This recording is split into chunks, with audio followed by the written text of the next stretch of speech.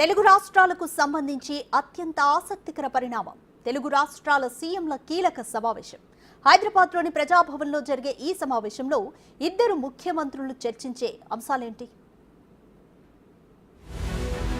తెలుగు రాష్ట్రాల సీఎంలు జూలై 6న సమావేశమవుతున్నారు.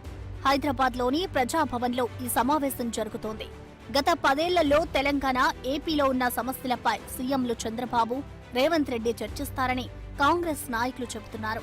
దశాబ్ద కాలంగా పెండింగ్ లో ఉన్న అంశాలను చర్చించి పరిష్కరించే దిశగా నిర్ణయాలు కూడా ఉంటాయంటున్నారు. దశాబ్ది కాలం నుండి పెండింగ్ ఉంటున్నటువంటి విషయాలన్నీ కూడా ఒక పాజిటివ్ వాతావరణంతో ఇద్దరు ముఖ్యమంత్రులు ప్రజల మధ్యలో, అది కూడా ప్రజాభవన్లో కూర్చొని ఏమి డోర్లు పెట్టుకొని మాట్లాడేటటువంటి సీక్రెట్లుగా గతంలో జరిగినట్టు. సో ఏ జరిగినా ప్రజల ముందే జరుగుతుంది కాబట్టి దీర్ఘకాలికంగా ఉంటున్నటువంటి పెండింగ్ థింగ్స్ అన్నిటినీ కూడా పరిష్కరించుకునే దాని గురించి చర్చలు జరగబోతున్నాయి అనేటటువంటిది చాలా స్పష్టంగా మనకైతే కనిపిస్తుంది. సామరస్యపూర్వకమైన వాతావరణంలో విభజన అంశాలను ఇరు రాష్ట్రాల సీఎంలు చర్చిస్తారని తెలుస్తోంది. విద్యుత్ బకాయిలపై మాట్లాడుకొని పరిష్కరిస్తారని కొందరు నాయకులు అనుకుంటున్నారు. Lake view guest house, AP CID ఆఫీస్కు సంబంధించిన అంశాలను ఏపీ సీఎం చంద్రబాబు ప్రస్తావించే అవకాశం ఉంది. వీటితో పాటు పోలవరం ముంపు 5 గ్రామాలు తెలంగాణకు ఇవ్వాలనే అంశం, కృష్ణానది జలాల వివాదం వంటి వాటిని కూడా ఇరు రాష్ట్రాల సీఎంలు చర్చిస్తారనే సమాచారం. మా ముఖ్యమంత్రి రేవంత్ రెడ్డి గారు చాలా స్పష్టంగా ఉన్నారు. పార్టీ లైన్లో ఇక్కడ ప్రజలకు ప్రయోజనం ఇచ్చే ఒక ప్రజాపాలన నడిపిస్తున్నాడు. అందుకనే ఇప్పుడు ముఖ్యమంత్రులు కూర్చోవడం వల్ల పరిష్కారం కానీ 9th షెడ్యూల్లో ఉన్నటువంటి ఆస్తుల పంపకాలు కావచ్చు, అదేవిధంగా విద్యుత్తుకు సంబంధించినటువంటి అంశాలు కావచ్చు, మిగతా అంశాలు కావచ్చు, ఉద్యోగులకు సంబంధించినటువంటి అంశాలు కావచ్చు, ఇవన్నీ కూడా ఇరు రాష్ట్రాల ముఖ్యమంత్రులు ఒక సౌభ్రాతృత్వమైనటువంటి వాతావరణంలో కూర్చొని మాట్లాడుకొని పరిష్కరించుకుంటాం. ఇది ఇప్పటికీ పంపకాల జరగనటువంటి అంశాలు పంపిణీ జరిగేటటువంటి పరిస్థితి తీసుకొస్తాం.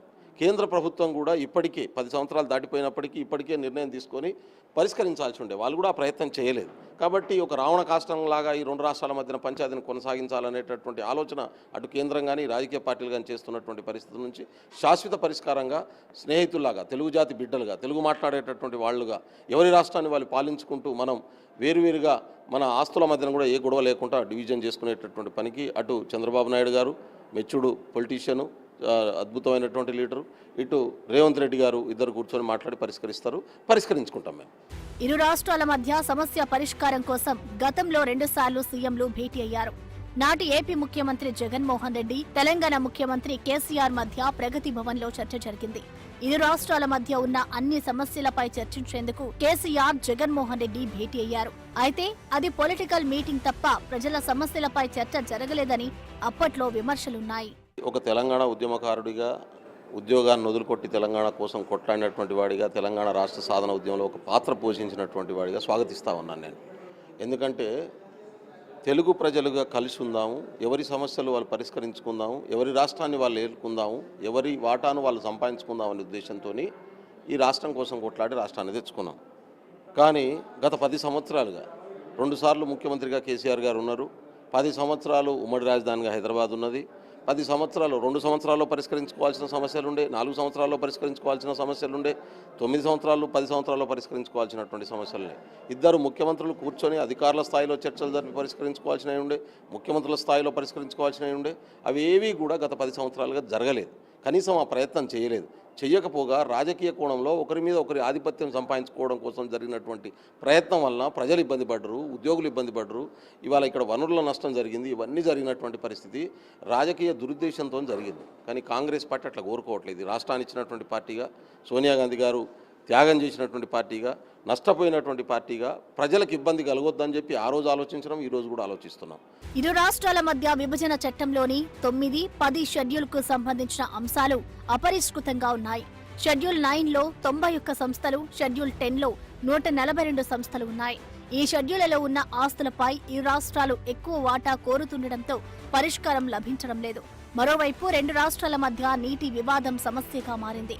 కృష్ణానదిలో ఉమ్మడి ఆంధ్రప్రదేశ్కు మొత్తం 811 టీఎంసీల నీరు కేటాయించగా 299 టీఎంసీలు తెలంగాణకు, 512 టీఎంసీలు ఏపీకి కేటాయించారు. అయితే కృష్ణా పరివాహక ప్రాంతం తెలంగాణకు ఎక్కువ ఉండడంతో కృష్ణాలో 60% వాటాను తెలంగాణ కోరుతోంది. దీని విషయంలో ఏపీ అభ్యంతరం వ్యక్తం చేస్తోంది. ఈ రాష్ట్రం యొక్క ఉద్దేశం ఒకటే, వాళ్ళు మన దగ్గర నుంచి బకాయిలు రావాలన్నా లేకపోతే మనకు వాళ్ళ దగ్గర నుంచి రావాల్సినటువంటి వాటాల విషయాలైనా ఏవైనా పారదర్శకంగా మాట్లాడుకోవాల్సినటువంటి అవసరం ఉంటుంది. ఎందుకంటే ఇక్కడ ఎవరు అవతల వాళ్ళకి అన్యాయం జరగాలి, మాకే మేలు జరగాలని కోరుకునేటోళ్ళు ఎవరూ లేరు. అందరం రాష్ట్రాల లెక్క విడిపోయినాము, కానీ ఇదే రాష్ట్రంలో అన్నదమ్ముల లెక్కనే కలిసి ఉంటున్నాం. కాబట్టి చిరునవ్వుల మొహాలతోటే ఉంటున్నటువంటి సమస్యల పరిష్కారం దిశగా ఈ 2 రాష్ట్రాల ముఖ్యమంత్రులు కూడా భేటీ కాబోతున్నటువంటిది చాలా పాజిటివ్గా తీసుకుందాం. అది నీటి వాటాలకు సంబంధించిందైనా, ఆస్తుల పంపకాలకు సంబంధించినటువంటిదైనా, విభజన చట్టంలో హామీలకు సంబంధించినటువంటి వ్యవహారాలు.